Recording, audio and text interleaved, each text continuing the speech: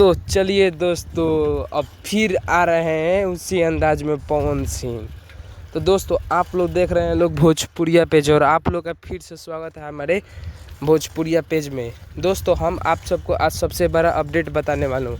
अगर आपको अपडेट जानना है तो अगर हमारे चैनल में नए हैं तो चैनल को सब्सक्राइब करें, क्योंकि भोजपुरी इंडस्ट्री का हर खबर सबसे पहले आपको भोजपुरिया पेज में देखने को मिलेगा। तो दोस्तों, बात करें अपडेट का, तो दोस्तों अपडेट यही है कि पवन सिंह का न्यू सॉन्ग का पोस्टर रिलीज कर दिया गया है, जिस सॉन्ग का नाम है सैया सुनी ना ना ना ना पूरा बिहार सुनी, काहे खाली सैया सुनी हन।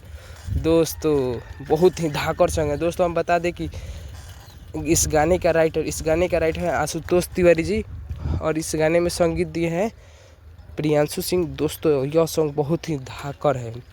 जैसे आप लोग सुने थे पहले दिलवा ले जा रुमाल में, उसी की तरह सॉन्ग यह भी है। दोस्तों, ये बात करें इस गाने में पवन सिंह के साथ नज़र आने वाली है संजना सिंह। दोस्तों, आप भी जानिए लोग यह सॉन्ग किस यूट्यूब चैनल से रिलीज होगा। तो दोस्तों, यह song SFC music LLP channel से रिलीज होगा।